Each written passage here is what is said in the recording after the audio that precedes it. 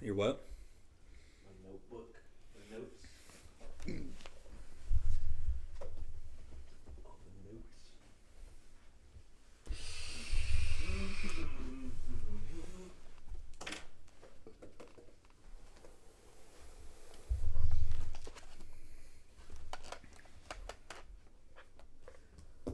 What's the series at?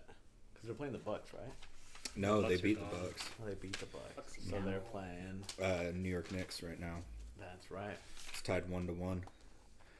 Jimmy Butler missed last game though, and Is he he's starting today? Mm-hmm. Nice. He got cleared to play. Jimmy Butler. Mm-hmm. What's on the Knicks? What's that guy's name? Julius Randle. Are you thinking of Carmelo Anthony or Jeremy Lin? No, I haven't. I was thinking like the real old school. Oh, Patrick Ewing. Yes. God damn it. Ewing. Nice. No way back. Talking sports with Jacob is like just makes me want to bash my fucking head into a wall sometimes. Because if it's football, it's like 2010 to like 2015 references, and then sometimes he'll pull like LaDainian Tomlinson out. And I'm like, Wow. That's, it's like, yeah, I have Lawrence Taylor on my fantasy team. I'm like, that's not even possible. So shut the fuck up. One, he plays defense, so it wouldn't have been a thing back then. Two, pretty sure he's like knocking on heaven's door. I was like in the 80s too, huh? Yeah, exactly. yeah. Yeah, I'll bring up like hella old like. Remember the 90s? God damn it. Well, speaking of the 90s, let's fucking get this thing going. How you boys doing? Doing great. Hell yeah. Well. Hell yeah. You doing good? Hell yeah. Let's it's a good Saturday. It is a good Saturday. It's a good Saturday. We got some good music to talk about. It's episode 49 of Whatchu Spinnin.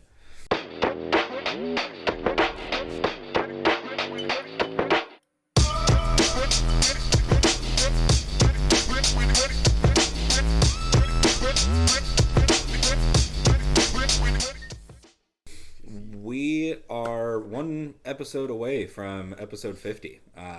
Pretty stoked about that. Pretty wild. That is crazy to think about. Try to fucking wrap your wrinkly brain around. Yeah. Mine's wrinkled. Mine is not. Mine's not a You whole got lot. you got that. You got that on me. Mine's as smooth as this fucking glass table. Ooh, baby. Fucking water runs right off it.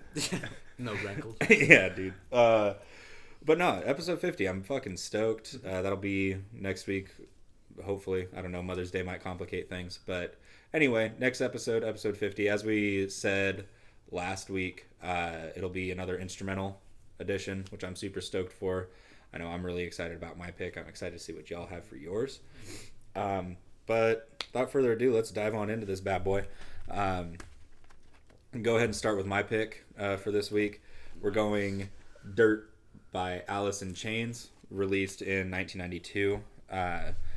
Fantastic grunge album, probably one of like their defining album, probably in the genre, in the era. Came out of that Seattle scene. I've got a lot of things to say about it. Love this album, have for years. But what do y'all think about it? It's like really just such a staple in like grunge and metal. This being like their second album too, and that guy's voice, man, Lane Staley, dude, his voice is like super good. You could like hear his range in it. Yeah, man, like a bunch of songs on this too. Like they had a lot of singles. Like it was like 5 singles or something. Yeah, unreal. And they all came like super massive, like super big. But yeah, man, it's definitely like funny story. So when I was little, I'd play Simpsons Hit and Run. Oh my god! On the I GameCube. remember that game. That game's super fun. That was fun. And I'd be listening on the radio. What's that radio station? It's like where they play like alt rock. Was it 90? KNRQ. KNRQ. Yeah, back when it was good. Yeah, back when it was good. And they would always play Rooster, dude. Oh yeah. Always. Still. Right. Still. Yeah, probably Yeah. still. That's the Like, song it's- you're gonna hear on the radio. Yeah. For sure. Yeah, Still. probably still. Yeah. That's how I like found out about this album. I didn't realize it was on this album. It kind of surprised me Yeah. because I'd heard it so many times. But yeah, man, like I've been accustomed to it for a while. I know probably you have too, Matt. Like it's A little bit, yeah. Kind of growing up with it and with that whole era with Pearl Jam and Soundgarden, and of course this album being huge and being their second release, such a great album. And as Jacob said, there were so many good singles on this album. And the last track is Wood, which is one of the standout tracks. And I remember the MTV video being a really kind of dark video. they all had like videos too. Yeah. Yeah, and the album itself is a little bit dark. I know Lane Staley struggled with heroin addiction, obviously. Yeah. We all know that. And the song structure and lyrics seem to kind of wrap itself around addiction and death and depression and Down in the hole. a lot of different things like that. I appreciate Jerry Cantrell, the guitar player, because he did a lot of the songwriting. Lane Staley wrote for 2 songs on this album.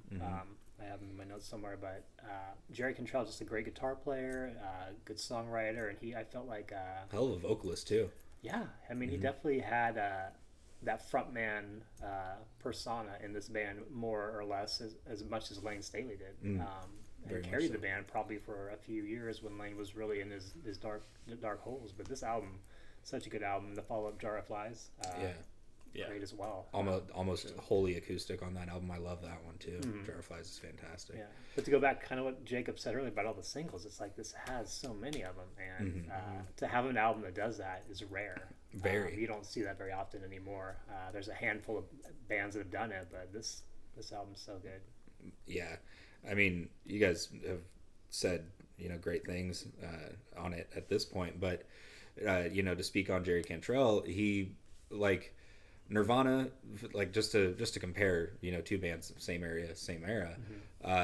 Nirvana didn't continue when Kurt Cobain died, but the fact that Jerry Cantrell was so involved, and like a lot of the time when you listen to any, especially this album, but you listen to any fucking Alice in Chains when Lane Staley was alive, they didn't do a lot of double vocal layering, like just one, like Lane Staley wasn't recording multiple vocal tracks. That all of those double vocals you hear are him and Jerry. And so I think the reason why Alice in Chains has continued to go on, they did take a long break after Lane died, but for them to eventually find a new singer in William Duvall and continue going on really speaks to how just massive Jerry Cantrell was to the whole thing. Like, obviously, like rest in peace Lane Staley. I fucking love him. Love his music. He is, in my opinion, probably one of the better vocalists out of the grunge scene. Yeah. We could, and that's the thing, is like they're all great for their own right, if we're talking about the big 4 of grunge. But yeah, this, the singles, the fact that everything, like you listen, like Just it starts off. It starts Them off. Bones, man. Just It starts off off. with Them Bones, which Yeah. I remember to talk about video games. There was this ATV like quad game that you could play, and you would just like ride out in like these like the woods or the dunes or whatever, and it had that song on it. Them Bones, and it only had like 5 other ones. So you play that game long enough, you hear Them Bones, You like hear it over and over again. oh my god, I love it. I fucking love that song. Yeah. But and there's not a lot of songs on it, so you get the 5 singles, and then everything else is just as good. Yeah. It's almost like a flawless album, I'd say. Like it has a lot of songs too, like surprisingly, because it's like what, like 13, 14 tracks or something like that. Like So yeah, it's definitely a long album. so, because I feel like some rock albums don't have that many. They typically tend not to. I feel I feel like it's like 12. 10, maybe 11. Yeah. or they're like longer songs too, but they're like isn't as much on the track list, But yeah, man, like every song on this was like pretty good in its own right.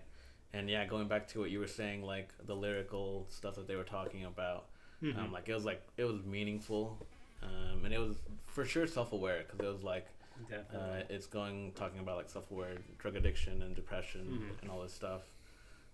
But the way that it's like painting it out, and like the way that they're going to, and like all the tracks, the way that they lead up, and all the like music that they're doing, it's like way better. So it's also at the same time, like when they're going, so many songs, dude. It's Rain like, When I Die. So many good which one do we want to songs, start right? to Yeah. dissect? Yeah. Like, fuck, dude. Rain When I Die is super cool. Oh yeah. The whammy bar on that guitar, dude, and the like intro, and there's like a weird like sound effect, and like I forget what like time mark it is, but it sounds like a 1-up for Mario. Oh Like, yeah. you hear that thing in the background, you know what I'm talking about? Yeah. Yeah.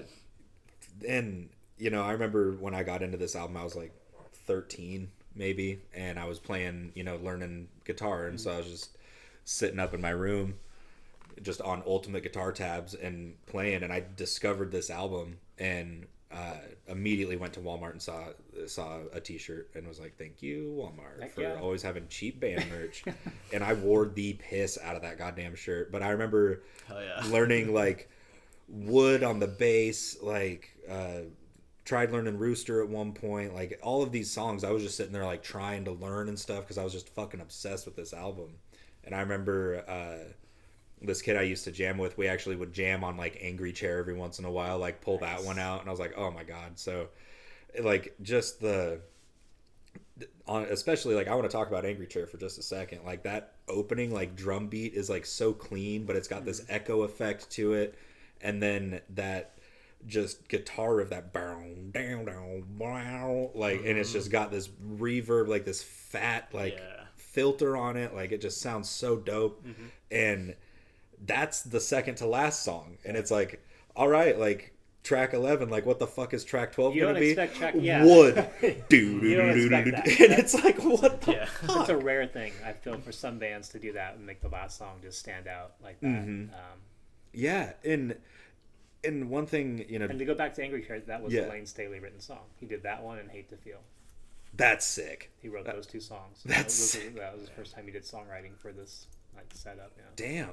Okay. I'm sure he's written songs before, but for like Alice in Chains, that was his first. Damn. Okay. Which is cool. Those are some cool songs. Yeah. Hate to Feel's great. Angry Chair, but fuck. To touch on the lyricism with it, it was thematically, it was about the addiction, the depression and everything.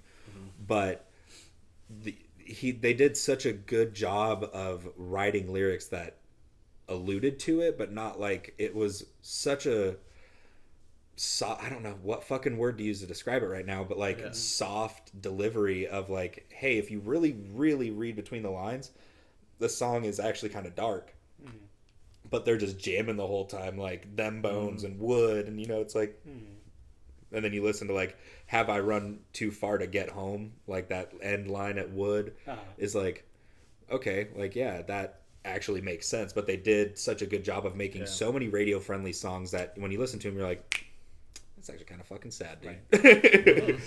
Because it talks about his addiction, and he didn't glorify it, but I think he talked about it openly enough to where people thought it was a cool thing to do. Yeah, unfortunately. And I think he maybe took that to heart, and maybe it made it worse for him. Yes.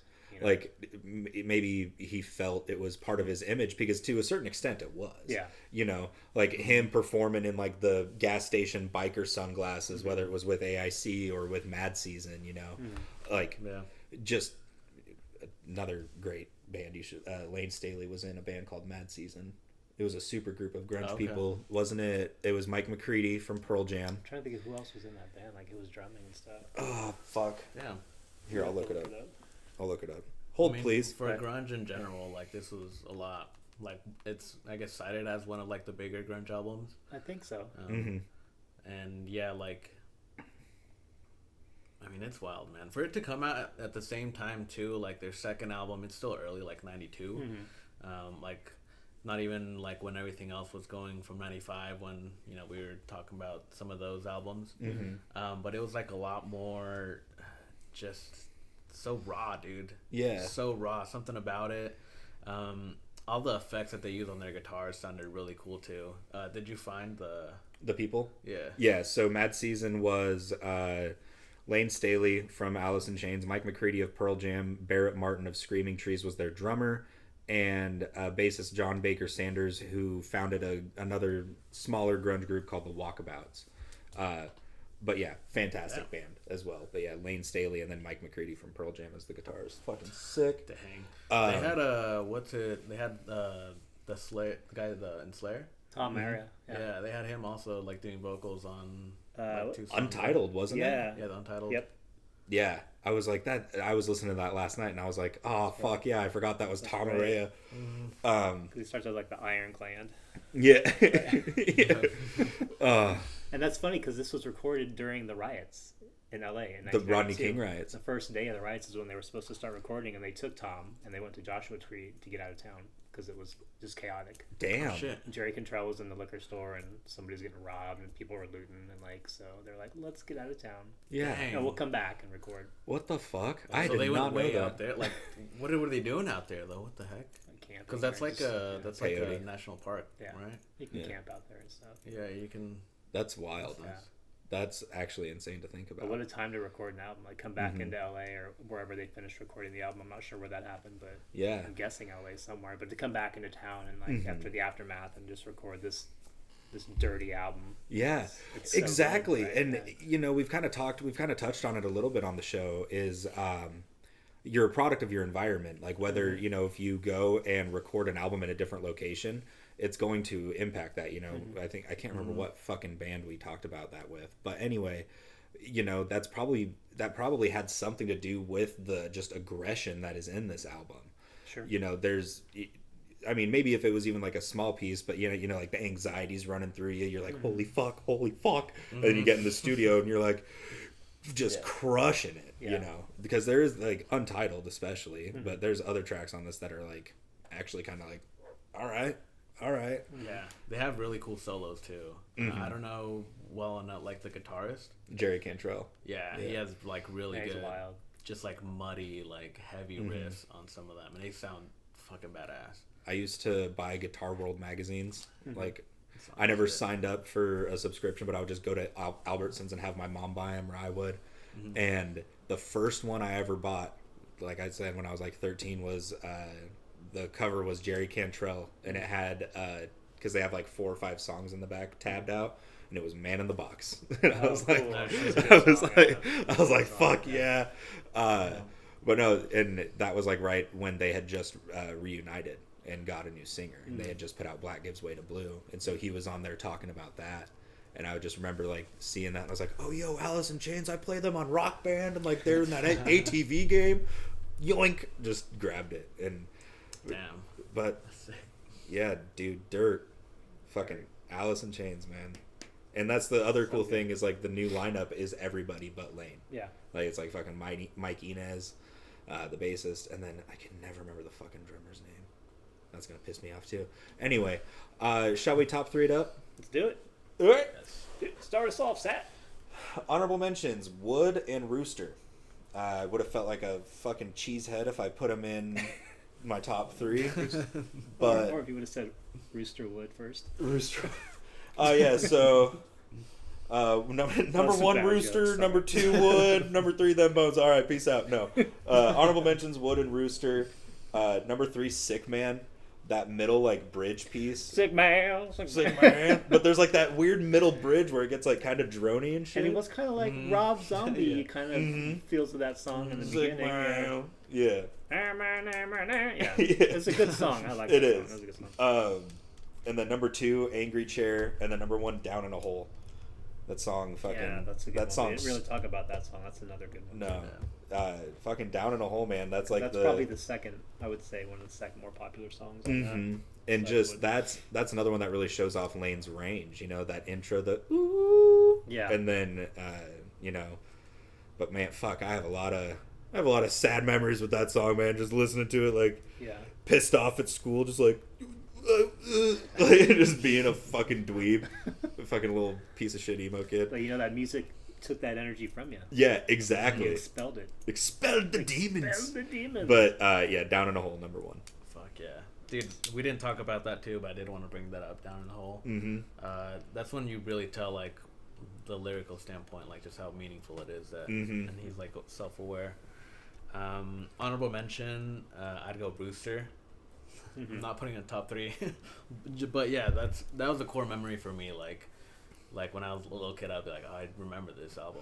Well, even when all 3 of us were still working together and we would play like the radio, that song would come on Oh, like man. once every 2 days. True. Yeah. And you know he ain't gonna die. Yeah, you know, they do in fact come to stop the rooster. Okay. Yeah. I sent that to Matt, and I just look, and he's just like, fuck, didn't even respond. Yeah. Girl. Yeah. Top 3, I'm gonna go Them Bones, Mm-hmm. Down in a Hole, and then Rain When I Die. It sounds so badass, that song. It's like a villainous track. Like, you want it to rain when you die, like, and all the shit they're going about. And yeah, is that a paddle board, or what are they using for like the guitar effect? I'm not sure. I'm not sure either. Like, that guitar effect sounds really cool. It does. It reminds me of like Guitar Hero, like the whammy bar. It's like that. I just connected what the fuck you were talking about. It's a wah pedal with like fuzz. So it's like multiple pedals, but yeah, that's a wah wah wah wah wah. Yeah, that's cool. It sounds really good. But yeah, Rain When I Die. That's a good track. Yes. Me going honorable mention, Wood, just because that's the standout, and I remember that growing up being a cool song. And then 3 was Rain When I Die, like that one, just like Jacob said. 2 was Angry Chair. My top song was Damn That River. Dude, Damn That River. I love that song. That song's so good. I'd forgotten about it. I'd forgotten about it until you brought this album up again. It's like, dude, I remember this song too, and it's so good. Because you don't give a damn anyway. No. It's so good. That one. That was like the grungy kind of feel. That whole, because I felt the album was a little bit darker, but that song specifically had that like that 90s grunge. That's the 90s grunge song. Like. And like, if you want to talk about how they laid this out, laid it out on the record and just the track list. You literally start the first 3, which is also just side A, Them Bones, Damn That River, and Rain When I Die. Yeah. Like, just a powerful way to start off a fucking very interesting and very kick-ass album. And I felt like, I don't know, when I picked this last week, I was like, I feel like this is almost perfect to send us into Instrumental Day, because that's gonna that's gonna be all over the place. And I haven't, right after Pearl Jam, I was like, fuck it, I think now's a good time, because I plan on bringing this up like 5 episodes ago. Great. Anyways, that was Dirt by Alice in Chains, released in 92, which was my pick for this week. We'll be right back to go ahead and talk about Jacob's pick for this week.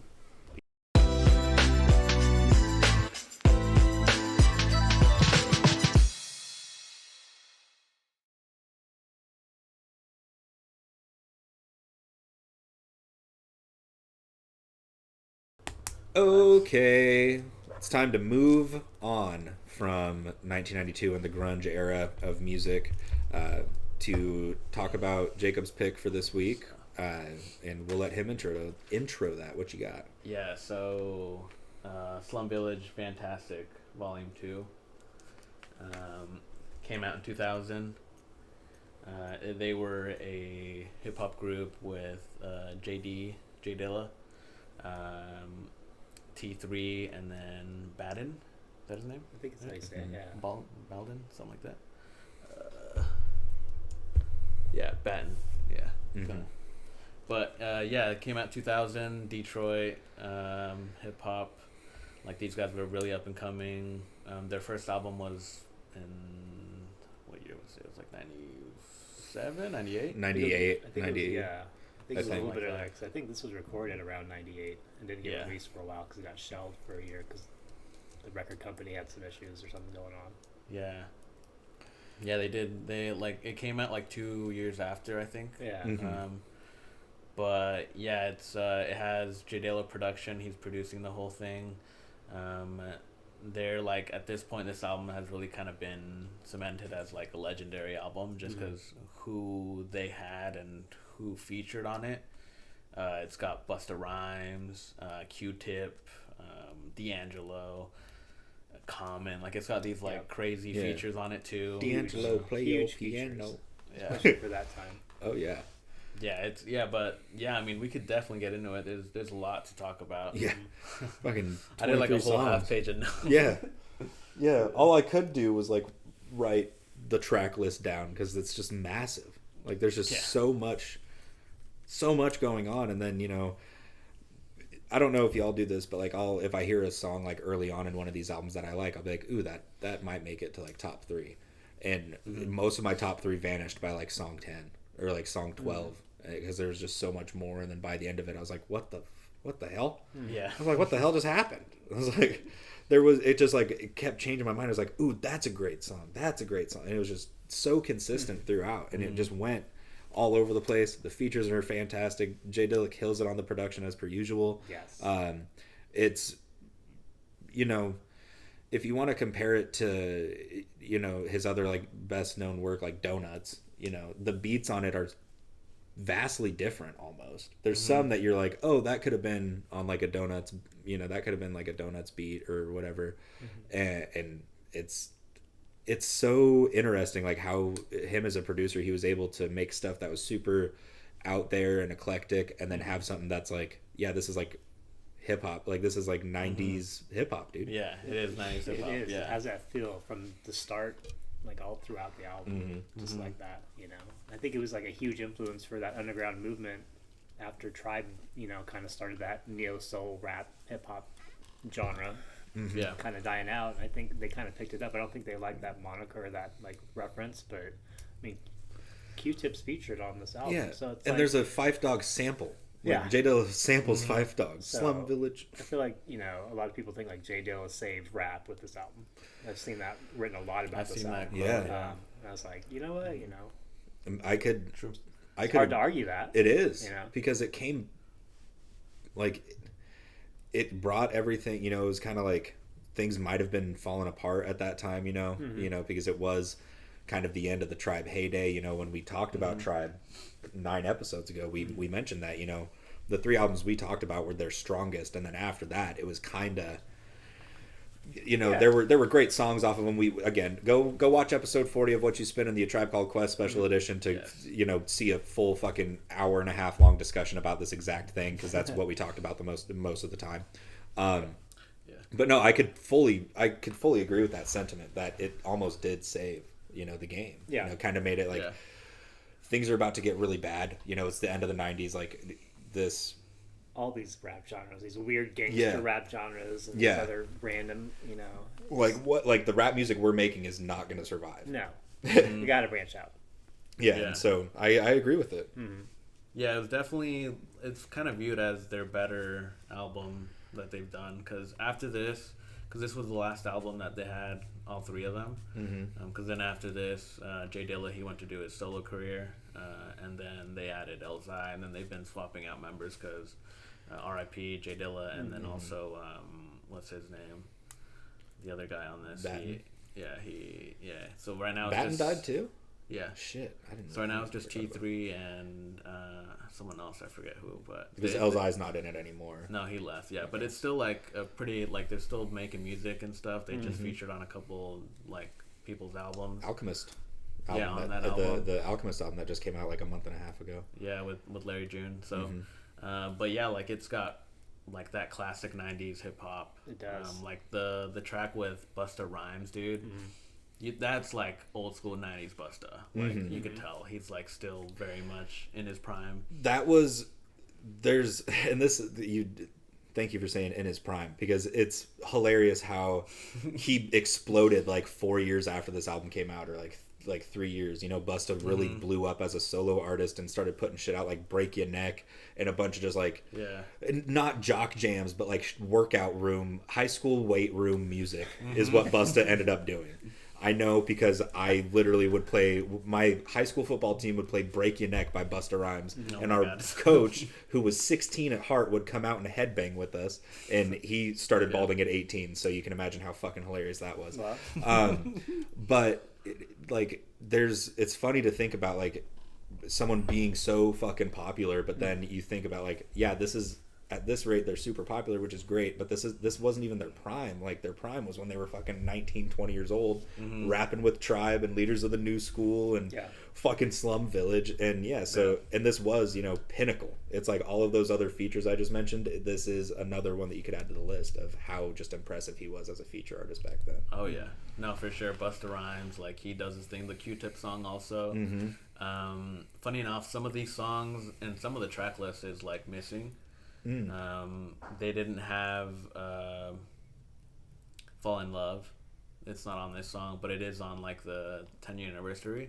Yeah. Because I don't know if you guys noticed, they have like volume 2 and then volume 2.10. Yeah. That's what I was mentioning out there. I was like, I got to figure out. I was like, I don't want to even look at this one right now, just in case. Because that one was just it's the same thing. If you look at it, the track list is the same, but they just added a couple songs that didn't make the first one just because of sampling. Right. So that's why it's there. And it was also the 10th year anniversary. Right. Slipknot did the same thing with that album I brought up. there was stuff that wasn't on the original release, and then there's on Spotify there is 2 versions, and the 10-year anniversary has like 2-3 songs that weren't on the OG. So I love when an artist does that. That is really cool. Yeah, it's like, hey, back then we were like too broke to clear a sample or something, and now we are, you know, monetarily advantaged, so we'll go ahead and clear that sample. Just drop it again. Yeah. It was the same thing on this, and even with just like the track list that it has, it was so powerful. Everything else was on other albums too, like Thelonious, that was on Common's, like Water for Chocolate. That's right. It was on there, but I mean, it's really a Slum Village song. I love like Thelonious. That feature alone is great. Yeah, with Common is so underrated. I feel like for sure as a rapper. A little bit. I felt like he's always been one of those artists that you just have to be a huge hip hop head in order to like basically find out. True. Yeah, that too. It's like if you're, oh yeah, I like hip hop. 80% of the people that I talk to are like, yeah, I like hip hop. And it's like, I like Wu-Tang Clan, great. Biggie, great. Pac, great. And then it's like, oh, you ever listen to like Common or fucking Gangstar or any of those guys? And then they're like, what? No. So yeah, so I felt like Common, as popular as he was for like the mass, like there were some times like where he couldn't just break through to the masses, which was weird. I felt like he always had a foot in either camp of like either being super popular or not. Yeah. You know, it was weird. He was in like a couple movies too, like surprisingly. Yeah. He had like what's that? He was in John Wick. Yeah. He went like the bad guy. Yeah. Him and LL Cool J, man. I don't understand it. Right. And Ice-T. Even like some of the Ice-T. Ice-T's been doing it for decades. Ice-T is a main character on Law & Order SVU. Right. Yeah. John Mulaney has a whole fucking 10-minute bit about it. Like that's how. Yes. Fuck LL Cool J. With what's that like family movie that he has Ice-T? That's Ice Cube. That's Ice Cube. Are we there yet? Yeah, are we like 1 and 2? 2 and 3 or something like that? Like it's like just like that. But yeah, the other features on this like Corrupt. Corrupt also like West Coast rapper, Pete Rock, dude. Jazzy Jeff. Dude, the Jazzy Jeff features. Like, what? Jazzy? Dude, I love the Pete Rock, dude. Pete Rock is like so badass too as a producer. Oh, yeah. Like, you could tell that's his production. Yeah. Because he does like the record scratching and all that stuff. But yeah, man, it's just nuts, this album. Like, I've been listening to it for a while now. And like all the songs on it, I still listen to like almost on a daily basis. Like some way they'll come up somehow. Right. And I do listen to a lot. Like that's mainly why, because I listen to a lot of music. But yeah, when it comes up, like I just gotta let it ride out. Oh yeah. Like any song, even the songs that don't have features. Oh yeah. Like Get This Money. The beat on that also super good. Good one. Players, I love that song, and then. No, I think it's Players, like the vocal sample that he uses on it. Like the, I don't know if it's the actual like person that's on it, but the sample is really good. Yeah. But yeah, like his sampling on this too, and the production, it's like timeless. Jay Dilla. This is the Louis Armstrong. If you'd like to buy this cassette, that like weird, weird bit. That too. Doing Prince's "I Would Die for You." Yeah, I would. It sounds like Kermit. Yeah. Yeah. The country guy. It has like do a song for me. It has like skits in it that yeah. I mean, because they have to do that kind of like. Yeah. You know, it's because how else would you like advertise your music, right? Besides putting it like just as like a little. Because for $9.99, you go to your local record store, you know, because it says that. That's how they advertised it back in the day on music. They put it in the ends, like a little ad. Yeah. Well, even outside of like the advertisement perspective of it, that was like the shtick back in the 90s. You know, for 90s hip hop. You know, you'd have like Biggie on "Things Done Changed," I think is the. Fuck, I can't remember. One of the songs off "Ready to Die" where the end is just him fucking some chick. Like having a weird ass like skit that's just like, oh fucking right, man. Like what are we doing here? Like the country guy skit that you mentioned. Yeah. Like, all right, dude. Like, say what are you guys, singers or something? Like what are we doing? And then Sing for me. another one to touch on an album that you brought up, fucking the whole De La Soul like game show gimmick. Man, that's where it started, baby. I wish my cousin Hag was here. He knows this kind of stuff. Yeah. Like so De La Soul put out fucking that's the one. 3 Feet High and Rising, and then everyone was like, you know what? Let's just be absolute goobers on a fucking. Let's just be goofy as fuck on some skits. Yeah. That was like this too, exactly like this. Exactly. Because it sounds like Kermit. Yeah. Like, I think that's what it's supposed to be. Kermit just No, it's Louis Armstrong is who it's supposed to be. Oh. Yeah. Yeah. Well, it sounds like Kermit too. Yeah. It sounds just like Kermit. Whoever's doing the impression is floating between the two. He's not sure what he's doing either. Yeah. Yeah. But yeah, I like you brought that up. Thank you for bringing that up. Because, yeah, and even they do that just, like, for advertisement, too. Because, like, they were saying stuff. Which is tight. Yeah. But, yeah, definitely, I'm glad you guys liked it. I knew you guys would like it. And you guys definitely heard of it. Yeah. And I hadn't heard of it until recently, like a couple of years ago. I was with a friend up in Portland, and he had it on his stereo, and I was like, is this a random tribe song? Like, what is this? Yeah. No. And, like... Yeah, and Jacob, you introduced me to Slum Village, like, unknowingly. Remember when we made that Tellers with Taste playlist? Mm-hmm. You threw, like, something, I think it was probably off, like, Volume 1 or something, and I was like, damn, these guys actually kick ass. So I had heard some of the songs off of this, but doing a full deep dive into it, and when I say deep dive, I mean deep dive, because it's fucking 23 songs. It was quite a treat, so thank you for bringing it up, dog. Oh, yeah, man. Like, for sure. There was a lot of really cool stuff about it. A lot of stuff with sampling too, surprisingly. But yeah, definitely glad you guys liked it. You want to do top threes on it? Yeah. There's like 20 something songs on it. Yeah, it's just as hard as when we did The Wall. Yeah, it's like what, hour 15, something like that? Yeah, hour 15. So if I'm going top three, honorable mentions. Let's start off. Thelonious.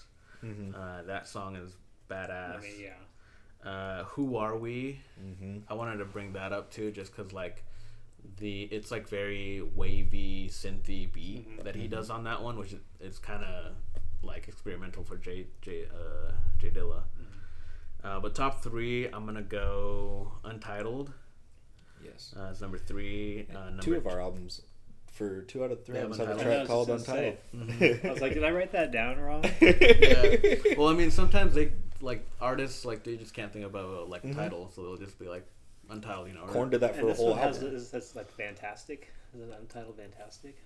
Is that what it is? Maybe. Yeah.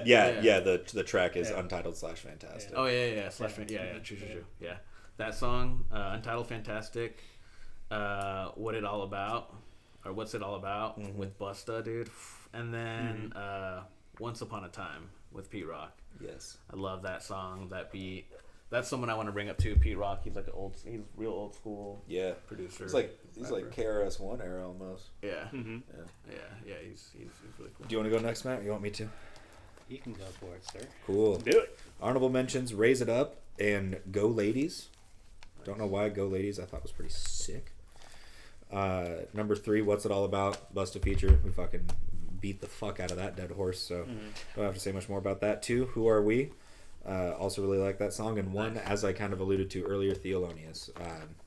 Piano, the piano and that bass line, like there's not a whole lot of like actual instrumentation outside of the drum beat and then that. And it's like shows you how, you don't need 15 different instruments going on at once to make a cool rap track nowadays, or like back then, and you don't need it nowadays.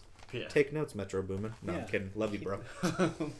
Keep it simple. You know, like that little like 5-second intro in the beginning. Questlove did that. Oh, really? Nice. Very cool. Pretty cool. He's not listed on like the. Yeah, I was gonna say I didn't see that because they were good about listing the features. Yeah, he's not on that one, but yeah, he does that little like 10-second interlude. Alrighty, Matt. Let's do it. Hit me. Honorable mention for me just because of the Q-Tip feature. Yeah, Hold Tight, like that one. Nice. 3 would be Jealousy. 2, Untitled Fantastic. And then 1 was Convent Gardens, the second song. Yep. Yeah, that was one. Just like that drew me in. Nice. I was like, oh yeah, this has got the vibe I'm looking for. That one was one when I first heard it. Like I kind of mentioned earlier, I was like, this one could be top 3. Yeah. And then by the end of the album, I was like, yeah. And then I was looking back. Because I like Thelonious too. That was on my list, but beginning of the album, end of the album. Yeah. You never know. Sometimes something doesn't change your mind, and sometimes something does. That's right. But anywho, that was Slum Village, Fantastic Volume 2, which was released in 2000, which was Mr. Jake's pick for this week. We're gonna go ahead and be right on back to tie this bad boy up and talk about Matt's. Later.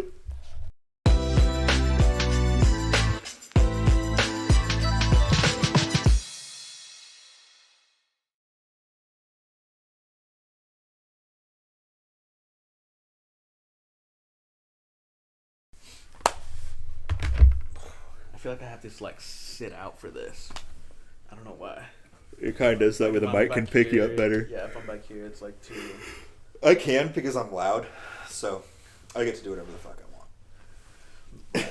But if we had like a hanging mic, that's why we're gonna just get there. throw it around. We just pass it back and forth. Yeah. Share one mic. I have the talking stick. Now, this album's great, Matt. Now you go. Now I have the talking stick. That would be so inorganic. Can you imagine? Do it. That's the intro. What do you have to say? Yeah, you swing it that way so it comes full scoop around. We just put it on a ceiling fan. Yeah. Like, what?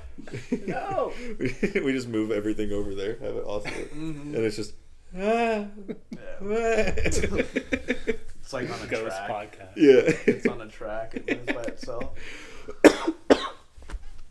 All right. Man, we're so silly. Yeah, enough being a bunch of goobs. It's time to talk about our third and final album for this episode before we go to episode 50. Wow. So let's go ahead and do so in wrapping this up by talking about Matt's pick for this. Yes, gonna end it with some fast-paced industrial weird music from 2007 by a band called The Young Gods. And the album's called Super Ready Fragmenté. Kind of a cool album cover. It's got like a 3D image of looks like an old 6-shooter, Yeah. which is kind of cool. I haven't really listened to much else that this band's done before, and I stumbled upon them, I think, just because I'm a Nine Inch Nails fan. It was like part of something that I saw about them. They're from Switzerland. They've got a cool industrial sound. This album in particular is more guitar heavy. And a lot of the things they do are just like sound manipulation and sampling. That's all it is. The lyrics are kind of just whatever. Yeah. For me, it's just the music. It's fun to drive to. Yeah. I like the feel of the album. What'd you guys think? I liked it. You know, you brought this over to test it on Jacob's record player because you had a fear that something was fucked up with it. And we just, like, the three of us didn't even say anything. We just let it eat for like the entire like first side of it. You know, we were just like, fuck yeah, dude, this shit rules. And so I was glad that you brought it up so I could get to listen to the rest of it because I was a big fan of what I heard, you know, with the first like 4 or 5 tracks. And I'm trying to remember exactly what I told you yesterday about this at work. I was like, I feel like these guys... I feel like these guys listened to half of the Downward Spiral by Nine Inch Nails, but didn't listen to Closer because it was too scary. And then they watched the nightclub scene from The Matrix with the Dragula remix, and they're like, that's our fucking sound. They're like, those two things. That's it. The nightclub scene from The Matrix with Dragula and half of Downward Spiral. Like, that's our sound. It's our genre. And then That's like so pinpoint. Yeah. Spot on. And then get like an indie style vocalist. Yeah. Throw him in there, and then we're not going to speak English. We're gonna speak whatever language we fucking feel Whatever like. we pick, each song's different. Yeah. And for some fucking reason it works. And it does. To think about the fact that it's badass, like the singer is also like their guitarist, and then they have a sampler and a drummer, and like that's it. That's it. Yeah. It's like, all right, that's actually fucking tight. So I really like that. You know, I love an interesting like band setup, whether it's, you know, 9 members, 5, 3, and then especially when you've got just a sampler, a drummer, and a singer guitarist. It's like, what? All right, cool. Yeah, that's interesting. So yeah, but getting to listen to the rest of it, I was like, oh, this is actually very interesting, and it does kind of go different places with it. There's stuff that's more what would be considered nowadays is like bordering on like indie, like industrial indie kind of, and then there's stuff that's straight up fucking industrial music, which I thought was really cool. So I was a big fan of it. Yeah, I really liked it. It kind of sounds like if it was a genre, it's probably a genre like electronic rock, like techno rock kind of. Yeah, like at some points sure. it has like those like really like high speed, like the beats that they have, like not the beats but like the sample, like they have like selection of what they're doing in the background. I guess the best way I could put it, it sounds like Need for Speed music. Yeah, because like you want to drive around to it and do something fast paced. Yeah, it's, you know, running or working out. Maybe. Yeah. I could see it in like a racing game or something. Because it's like the way that it sounds, and it's like so badass. Like they're actually like someone's playing live instruments behind that. You know, like what's going on in the background. And I was looking at some stuff. They're like an older band too. Like they came out in '85. Yeah, this is their 6th album. the sole member that's always been there as a singer, Franz Trickler, I think is his last name. Yeah. He's always been there. Yeah, when I mentioned it, because I mentioned that to you yesterday and I hadn't dove in, like, because sometimes I'll do that when I take my notes as I'm kind of listening, you know, unless I'm grinding the fuck out of Elden Ring like I was today. Heyo! Sorry, I had to throw that in there. My lord. Almost about to be for a second time, so y'all better kiss the motherfucking ring. You know what I'm saying? Lord. Yeah. But yesterday when I was like, yeah, they listened to half of Down, you know, the comparison I made earlier. You were like, yeah, they're from '85. They inspired like The Edge and Bowie, and I was like, what? No, they fucking didn't. Get out of here. I was like, isn't this like just because of like how modern it sounds? You know, it came out in 2007. Yeah. But it still sounds like something that like there's stuff I've heard that was released in like 2013 to 2015 that sounds that this holds up to that, you know, and that's like a set like 6-8 year jump, and you know to hear it fucking 16 years later after it was released and it still holds up like that, it makes me think like, oh, this is like their debut, like they're a new band, and you're like, no, they actually came out in '85. I was like, you're fucking lying, but cool. That's why cool. you got Thought we were bros. Don't lie to me. That's crazy that they still, after like that long, like if they were doing music in the '80s, still in like late 2000s, they're making stuff like this. Like I imagine all their stuff might be different, or I think they this were is a very out. different album than their previous stuff, as far as what I've read. I haven't really dove into their catalog at all, but yeah, I didn't either. I was trying to listen to some of their like their bigger songs, and some of them were from their older stuff. So I'm surprised where they were like in between, because this being their 8th album, like that's a lot of time making music, developing a sound, and if it's like changing. But as a whole, like this album, for being an introduction to the group, I want to listen to their other stuff. Like, it sounds really good. And it's nuts that it's like has that techno electronic feel with some of their stuff. And sometimes they're also going super hard on the guitar too. Yeah. They're going super hard on the guitar. And yeah, it's cool that they're still doing it. Yeah. And even after this, they made stuff after this. Like, it's fucking nuts. Still going. Yeah. Is that what you're saying? Who? The Young Gods. Oh, yeah. Jesus fucking Christ. Start over. Let's do that again. No, we're good. No. Well, because it was just a while, because I had lost track of everything. But yeah, no, they did. Like, they just dropped an album last year in September. Yeah. I'd be interested to hear what that sounds like. And honestly. they've still been making stuff. So it's kind of nuts that they still have that. And I wonder if it's still the same people, too, like, throughout that whole time. I know that Franz guy's the sole member has been since it's been out. But so they've like they probably alternate, people. you know, drummers and then samplers for the most part. But probably, I would assume so. But they're so interesting, man. Like they've got, like I said, they've got some of that like almost like radio friendly, you know, style, and then there's stuff that's like what song is it called? I always forget the name of it. Stay With Us, like that song, like it's a little slower, like slower, kind of droney, like, and it's just like auto tune too. Yeah, it's just like dead center of the album almost too, and it's like, what the hell is this? Like, this is actually kind of cool, you know? It's like a weird break from everything, and then, what was the other one? God damn it! About Time was also great. Really liked that one. And then that second half of the album is really when they start going all over the place. You know, the first part's kind of got a theme, quote unquote, like similar feel, and then the second half is just like bang bang bang, we're going like here and then here, we're gonna speak English for half this song, and then fuck it, we'll speak in Swedish or whatever.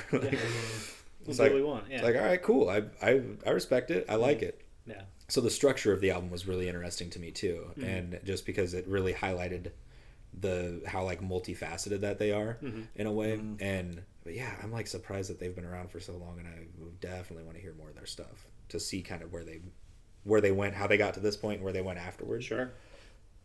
7 albums, dude. Jesus Christ.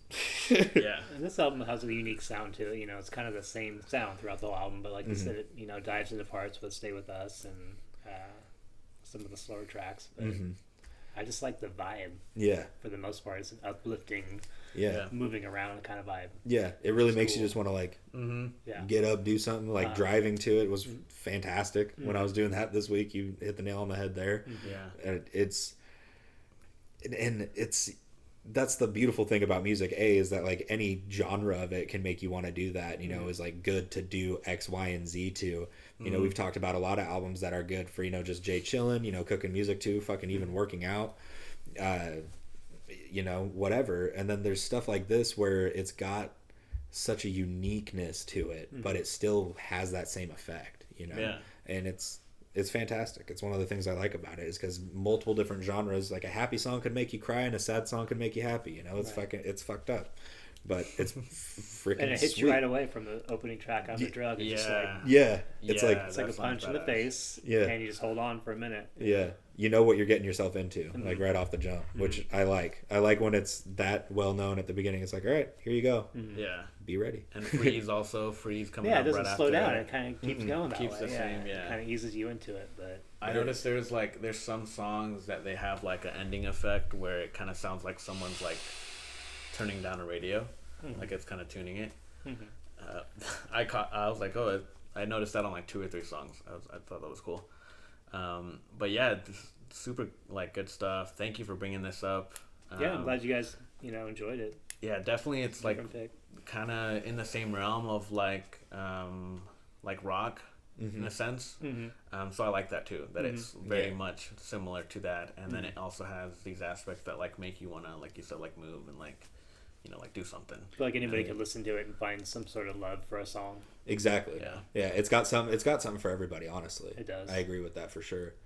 Do we have any closing statements? This album was on Mike Patton's record label, IPAC.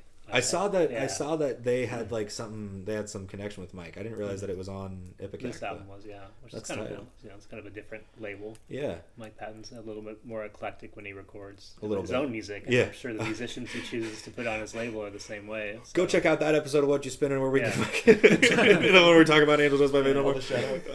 But no, that was, I was trying to remember. I was like, there's one more thing that I can't fucking remember, and it was the fact that they had some weird Mike Patton connection there, which is tight. Something this interesting with a guy that's as he's performed with him too. I was reading about that. Yeah, so really cool. Doing vocals. I'm not sure what he did. Yeah, probably some older stuff. But... I heard you. My feet itch. Fuck yeah. Let's dive into the top 3. Hit us off, baby. Let's boy. do it. My honorable mention was Everywhere. I like that track a lot. Yep. Then 3, 2, 1. We'll go with Freeze. About Time. And then my top track, I don't know how to pronounce it. Sequasasa. That's the one. That's my favorite. He was pronouncing it. I think he was pronouncing it wrong in the song. I'm not convinced. Something's fucked up. Yeah. I was like, that's too many syllables for the words I'm looking at. But no. Yeah. That's my top. Nice. I got you. Yeah. Yeah, that song's probably... Say it. What was it called again? Quick. Sequasasa? Yeah, Sequasasa? That song's badass. That's the one that I found out. I was like, oh, this is Need for Speed music. Like, I heard it. I was like, that's it. Honorable mention, I'm gonna go stay with that song in particular is that very song in fucking particular. Need for Speed, fucking Forza Motorsport. Yeah, dude, It's got some distorted crunchiness to it. It's just so good. That was the verb, or that was the adjective for me for almost the whole album. I was like, it's got some crunch to Yeah, it. it is at times. You're like, what is wrong with my speakers? Nope, nothing. This is wrong. But anyway, Sequasasa. Yeah, that song. Honorable mention, Stay With Us. I like that song. Yes. Top 3, I'm gonna go I'm the Drug, Freeze. So both of those songs, that's a fucking killer intro. And then the title track, Super Ready, Fragmenté. Yes, that was a good track too. Also, super good song. Yeah, man. Even what was that song? I put it on honorable mention too, but I changed my mind. Color Code. Yeah. Color Code was great. Also a good song. El Magnifico. El Magnifico. Like catchy little one-liners. Yeah. For me, honorable mentions, Freeze, and I think I almost put Stay With Us. Almost did make my top 3, but it is honorable mention. Number 3 for me was About Time. Nice. That one that one was the one that made me really want to fucking do whatever. Number 2, Super Ready. Great track. And then number 1, Sequasasa, whatever the fuck it is. Number 1 for me. That one was one that, like, when I first heard it, I was like, yeah, this one smacks. We all love a song we can't say very well. And leave it to the one guy who's brave enough to try, and I'll fucking say it for everybody. I love the confidence that Sequasasa. And that's the thing, is like someone if we have fans internationally, they're gonna be pissed because they're like, that C clearly has a tail on it, and there's an etche over the E. And it's like, I don't care. Okay, look at this. Okay, the C does have an A on it. It does. All you gotta notice. Yeah. There's an upside down question mark. Yeah, dude, the fucking.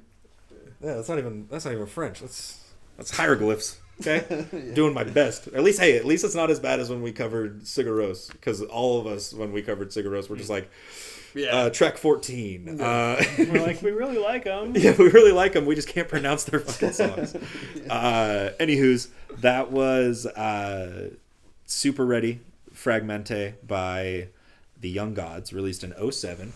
We are going to go ahead and let you know what's coming for episode 50, the second coming of the instrumental episode on Whatchu Spinnin. We'll be right back. Dun, dun.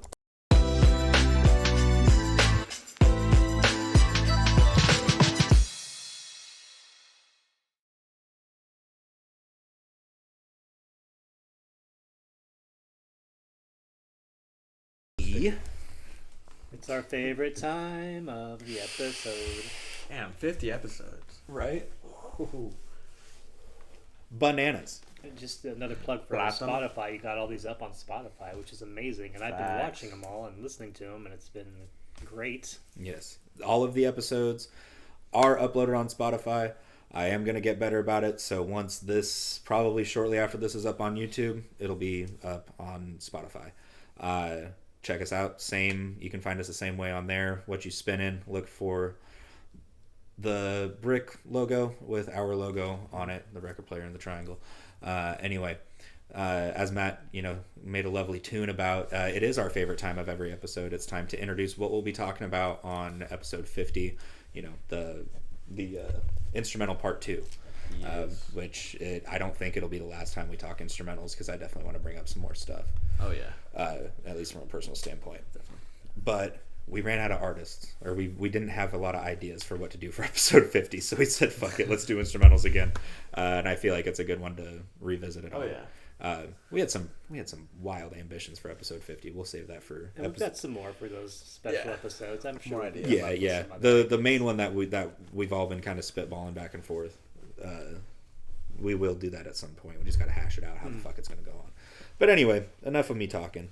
I'm just going to go ahead and introduce my pick, which is Weightless by Animals as Leaders, which was released in, I think it was released 2011 or 2000. I think it was 2011. Which Animals as Leaders is a gent group, instrumental gent group, featuring Tosin Abasi, probably one of the best metal guitarists, or just best guitarists on the planet in general, playing guitar.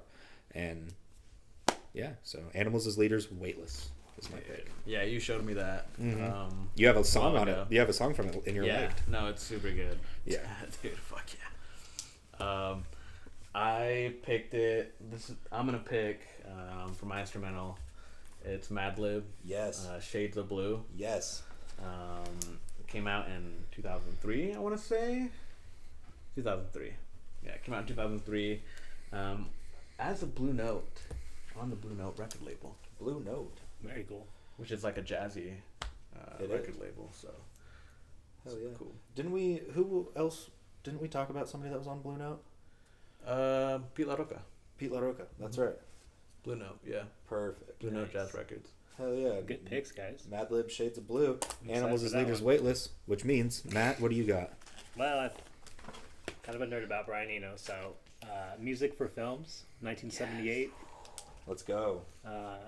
Yeah. Let's go. Nice. I love it. Brian Eno, music for film. Brian Eno. Love him. You know that I saw that he just like did a collab album with Fred again. I tried to listen to it, and I couldn't get into Fred again's voice, but the music was really cool. Hell yeah. Man.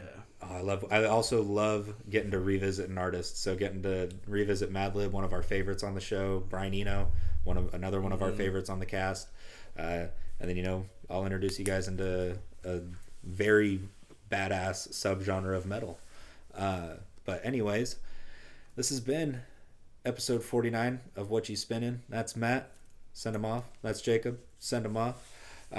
We hope y'all have a great week. We'll be back next week for episode 50, instrumental part 2. Let's go. This is Whatchu Spinnin. Take it easy.